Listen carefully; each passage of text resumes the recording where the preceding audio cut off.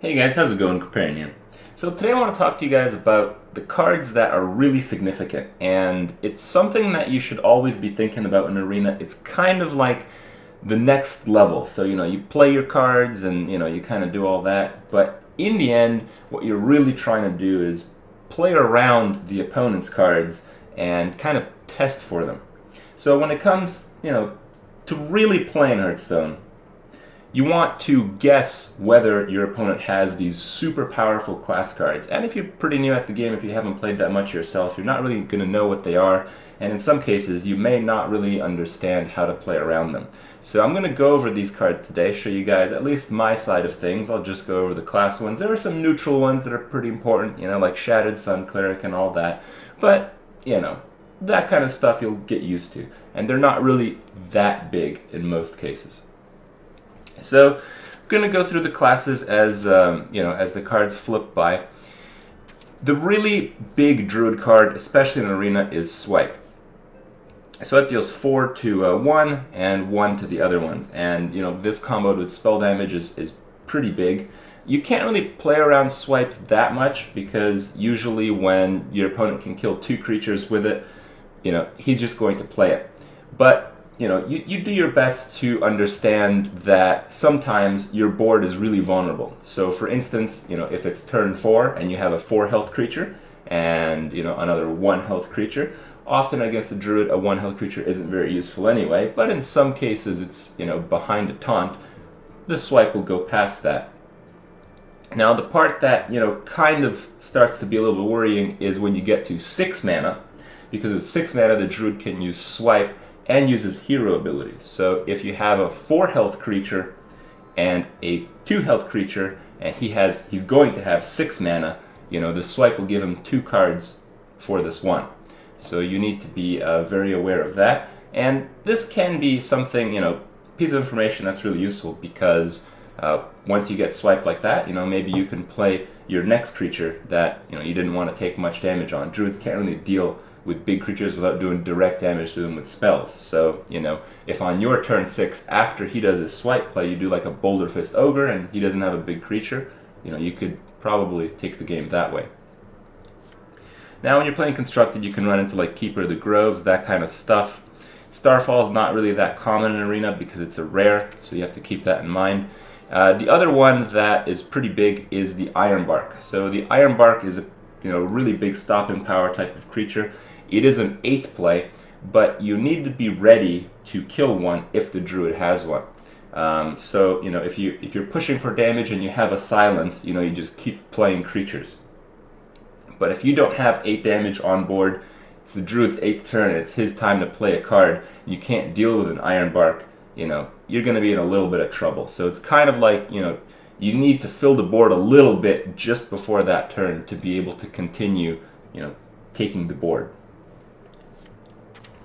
Now for Hunters, they really weren't that big before, but, now with the Unleash the Hounds and all that, it can get pretty good. So there's Explosive Trap. You want to play around this card by not playing too many 2 health minions at once. There's the Deadly Shot. So if you have no board against a hunter, you have to really understand that if you play a big creature, it may not stay alive. So often when you're getting zerged down by a bunch of small creatures and you have none yourself, the better play is to play a big creature, because if you do that, it kind of acts as like a board clear if you don't have a board clear. And when you do that against the hunter, let's say you play like a Sunwalker, you're all happy that, it's going to take out his entire board, well, then it might get Deadly Shotted, and you're going to be really sad because often the cards that Deadly Shot are going to kill are going to cost much less than 3 mana. So not only do you, get a 1-for-1, for one of your better cards, he's also going to gain tempo advantage because he's probably going to spend less mana removing it than it's going to cost you to play it. Another big one is Unleash the Hounds. So Unleash the Hounds can combo with a lot of stuff. You can't really gauge it that well, but the idea is that hunters, at least in Arena, are often going to try to burn you down, and because of that, you don't want to play too many crappy creatures. So you don't want to play too many 1 health minions. You don't want to play too many 2 health minions that don't do very much. Just because he's going to get a lot of little doggies, and little doggies are going to kick your ass sometimes. And, it's not too pleasant. You can play around multi-shot. Multi-shot has kind of, lost track a little bit. I don't see it as much in Arena anymore. But, if you have 2 minions with 3 health and they can either coin out the 4 or they are on 4, you may lose them both. And you have to expect that to happen.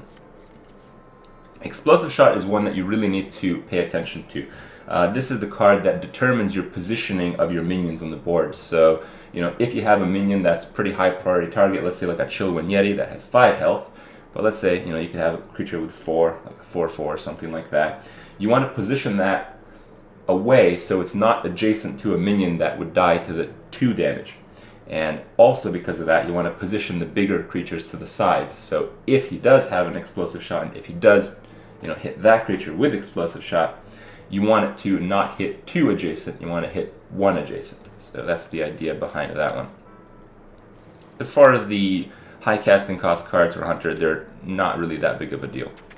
When it comes to mages, it's difficult to prepare for a lot of stuff. When it comes to secrets, the most common one is going to be mirror entities, so you want to, kind of hold back at least 1 crappy minion if you can. A lot of fireballs, a lot of polymorphs in Arena. In my experience, you just get sad every time you get hit by it. It's not something you can prepare for. They're really top tier cards, and with everyone playing mages, it's just going to happen. Flame Strike. This is the big card. This is what, all the mages dream of having, all throughout their deck. And very often the mage will keep a Flame Strike in their opening hand. And I know this because whenever I get Flame Strike, it seems to be, the first card in their hand. And it leads me to believe that people think it's a good idea to keep it in the opening hand just in case they're losing. And often they are, and often you do get Flame Strike on turn 7. Flame Strike is going to be a card that's going to get at least a 2-for-1. That's why it's so ridiculously overpowered. But you have to keep in mind that when a mage Flame Strikes, he's going to lose most of that turn. I mean, the most he could really do is, maybe play a 2-drop and like a Mana Worm and then Flame Strike you, and that's not really anything significant. So the idea is that against the mage, you either want to play really big creatures, which isn't always possible in Arena, or you want to always have board control marginally. So maybe you have 2, maybe 3 creatures on board. Hopefully at least one of them is pretty big, and hopefully hasn't been fireballed or polymorphed yet. So when he Flame Strikes, maybe he'll kill 2 and your big one will survive, and you can continue hitting up the board. And often this leads to you having to burn the mage down unless you have a lot of draw, unless you have a lot of big creatures, as I mentioned. Flame Strike is really difficult to play around, and it's something that you'll probably have to really play the game and just get experience around the card. It can be very frustrating some games. Some games you don't have a choice and your stuff just gets Flame Striked and you're just going to be really sad. When it comes to Paladins, there are a lot of cards that are really annoying. Often when you see a Paladin coin at 2-drop, you can expect them to Argent Protector it. This is only if they're going second, but if this is the case, you want to do your best to remove the first creature, because if they play a creature on turn 1, the Argent Protector it on turn 2, they're essentially going to kill whatever you play for free, if you play something. And this can be this can be a pretty big problem sometimes, because Paladins tend to steamroll out of control. Peacekeeper is a really powerful card, but it's a rare. You can't really expect it in Arena that frequently. You can expect, and what a Paladin is really based around, is the 4-drops. So the 4-drops are really big, and very often if a Paladin is going second, he will save the coin so he can 4-drop on turn 3. And this is really important when it comes to like kings. If he does a turn 2 recruit and you don't kill the recruit, he can turn 3 kings the recruit, and that creates a huge tempo swing to where he'll probably kill whatever you have on the board. And then when you play something else, you can even True Silver it the next turn. So it gets pretty crazy sometimes. You always want to clear a Paladin's board as often as possible, because so many options are available with even just 1 creature on it. So you can expect the kings, you can expect the True Silver. Turn 3 True Silver is going to kill whatever you have, and True Silver even kills most 4-drops in 1 hit. And even if it doesn't, he may still have a recruit left over to do that 1 extra damage, and there's very few 4-drops that can survive 5. The other pretty big 4-drops, you have Consecrate. Consecrate is kind of like Flame Strike, but it's only 2 damage. The difference is that a Paladin has a lot of direct, it has a lot of 1/1 minions, so it can kind of push for board clear if it's marginal. So if you have some creatures, he has some creatures, you can consecrate, and you kind of need to do some arithmetic and figure out if you're going to get consecrated. But usually the rule of thumb is if he can kill 2 creatures and only lose a couple of recruits, he's going to consecrate. So you have to be aware of that, and you have to expect that. If you create the circumstance where that's the case and you don't get consecrated, you can further push the board, assuming he doesn't have it. You got Hammer of Wrath. Hammer of Wrath can happen. Usually I don't mind it. If I play like a 3-drop or something like that and he gets Hammer of Wrath, yeah, he gets a 1 for 0, but because Paladin's mostly about the board, the card advantage is often not as important. Hammer of Wrath usually ends up playing a factor where you have a big creature, he has a medium or a few small creatures, he gets Hammer of Wrath, and then he runs these smaller creatures into it to finish it off. But you can maybe play around it by just having your small creatures kill his medium-sized creatures, so your bigger creatures remain at full life. It has a few other pretty annoying cards, but nothing you really need to watch out for. Priests used to be, kind of like the ultimate situational class. You get the Shadow Word Pain, but it usually doesn't kill that much. You get the Shadow Word Death, so when you have a really big card, maybe just play the kind of big card first, just to see if they're going to Shadow Word Death it, and if they don't, then you play your big creature. Shadow Madness is something you may want to play around. It is a rare, but it can be so devastating in some cases. So if you have like a 3/2 creature and a Loot Hoarder, they can Shadow Madness the Loot Hoarder, run it into your 3/2 creature, and draw a card. That's a 3 for 1. If you get 3 for 1 on turn 4, you're in big trouble. And there's a few other things with other death rattles like the Harvest Golem. They end up keeping the 2/1 if the Harvest Golem dies. You can play around Holy Nova. It's not really that big of a deal.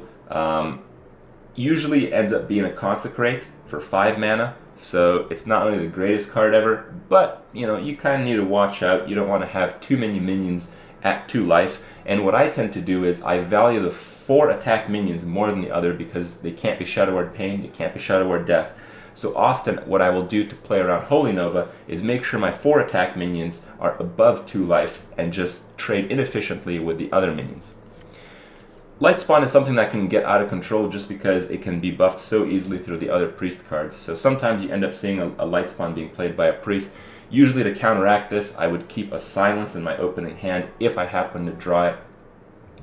And the other thing is, you may need to sacrifice some minions, but if you have, let's say, a 3/3 creature, like a 3/2 creature, when they Lightspawn, you can hit it with a 3/2, Lightspawn becomes a 2/2, and then you can kill it with your 3/3 without losing it. So you kind of need to prepare for a Lightspawn a little bit just because it's one of those cards that gets out of control. Mind Control, not that common anymore, but it does happen. And when it does, you're really sad, but you can play around it. You have to keep in mind that when they Mind Control, it's turn 10 and they use up their whole turn. So what you can do is play a bunch of medium cards, and as you're controlling the board, you can play 1 big card. As long as it doesn't have Taunt, you can just push for damage from that point, and often you'll win. Mind Control is no longer that big of a threat. Rogues have a lot of annoying cards. They have Deadly Poisons, they have Eviscerates, they have SI Agents. In my opinion, Rogue is not really that much of a test class. Just kind of stuff happens. You can't really predict it. You can't really play around it. Assassinate may be the only card. You play a card, and if it seems they can't deal with it, and it seems like Assassinate would be a pretty good play, then you can assume they don't have it. But other than that, it's kind of a class you just have to, muscle your way through. When it comes to Shamans, there's a few things you have to test for. If you have a really crappy 2-drop like a Loot Hoarder, it's a good idea to play it because they will Stormforge Axe it anyway. Even maybe like a Novice Engineer, they might Stormforge Axe it. So you can throw that out there. If you have an Ooze, kill it with the Ooze. It's pretty good stuff. You can test for Hex, and usually I like to do this with just as all the other removals. If you have one really big card, you play the one that's slightly smaller just to see if they'll Hex it, just to see what they'll do. Often, they'll Hex something, and you can play something bigger the next turn. Lightning Storm is the AoE of the Shaman, but you can't really prepare for it because it is a rare. This kind of changes when you're at 10, 11 win area when you're doing arena, because that's when you can assume that you're playing against really good decks and you can tend to play around Lightning Storm. And it's a little bit difficult because of the randomness factor, because of the fact that they can get a spell damage totem right before they hit you with it. You got to be able to play around Bloodlust, but it's kind of the general strategy anyway. So when you're playing against a Shaman, you really don't want him to have that many creatures. And if he does, and you think he might have Bloodlust, you know, maybe just take out a few of the crappy ones rather than killing the big ones, just because, you know, the Bloodlust will make all the crappy creatures super powerful. The other really big one is Fire Elemental. So if you're in Arena, if it's turn 6 for a Shaman, he's probably going to play this card. You need a plan for it. So you need to have a creature that has more than 3 health, but sometimes this is not always possible.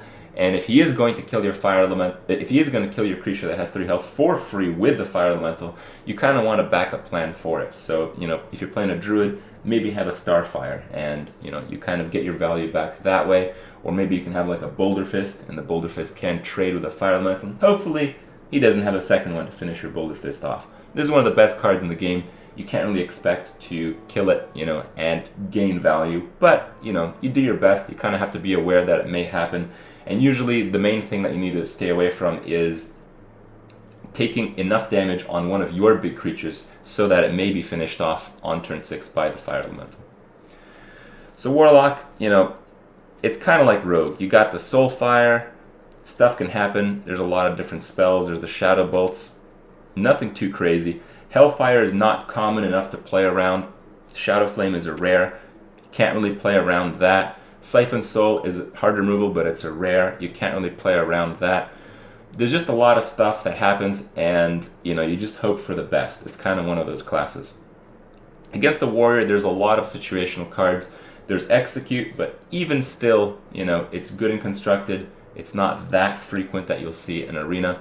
What is frequent is this little guy right here, Fiery War Axe. So Fiery War Axe will tend to kill your 2-drop and your 3-drop, and you'll be pretty sad when it happens, but it just kind of does. It's one of the super powerful cards. The way to play around this is you play a card that has 4 health, like a Demolisher. Maybe if you're playing a Warrior, I don't know, maybe like an Armor Smith, something like that. Something that can take a hit, that can survive, or that draws you a card, like a Loot Hoarder, like an Acolyte of Pain. You know, maybe even something with Divine Shield, like a Scarlet Crusader. There are some options. You can try to play around Cleave against the Warrior, but Cleave is not that common, and often it's not that difficult to play around it. So just keep in mind that, you know, they might have Cleaved. If you have 2 creatures with 2 health, maybe better to play you know, something else on the board that has more than 2 health as a result. Cruel Taskmaster is actually pretty common, so having a 1 health minion that's, you know, fairly important on your board, you have to expect that it might die to a Cruel Task, and to combat that, you want to have a creature that can kill the Cruel Taskmaster for free. There are a lot of weapons with Warriors. There's the Arcanite Reapers, which tend to kill your Chillwind Yetis and makes you really sad. But more than anything, it's the Arathi Weaponsmith that does it, because when this card comes into play and you have these, you know, 3/2 2-drops, you know, he kills one for free, then he's got the Arathi Weaponsmith, which probably kills another one, and he has another charge on his weapon, which probably kills another one. So against the Warrior, you know, if you're mulliganing and you have a lot of 2-drops, you may actually want to drop some of them, as opposed to when you're playing like a Priest. It may be a good idea to keep all of them, just because, you know, they're probably going to survive and make a pretty big impact. Gorehowl is the last card I'll talk about. You know, it's one of those cards that can win him the game. You can kill so many big creatures, but you don't see it that frequently, and sometimes when you do, you know, it's not that big of a deal. The way to play around Gorehowl is usually it's going to be most effective if you're playing like a Priest, where the other weapons sometimes, usually often in fact, don't end up killing your creatures, but a Gorehowl will. So what you do is you just let him attack into your creatures with your weapons. You save an Ooze. If you're ahead, you can play it safe. You can save the Ooze just in case he has a Gorehowl, and that's really the best way to take this card. So there's a lot of small strategies. A lot of it comes to practice. I know I've been talking about this stuff for a while. It's something you really have to play through, but being aware of all these cards, I think, is going to help you guys understand, really help you guys get into the game and see how to play it on a more advanced level of things. So hope you guys see it that way. Hope you guys enjoyed it, and I'll see you guys tomorrow.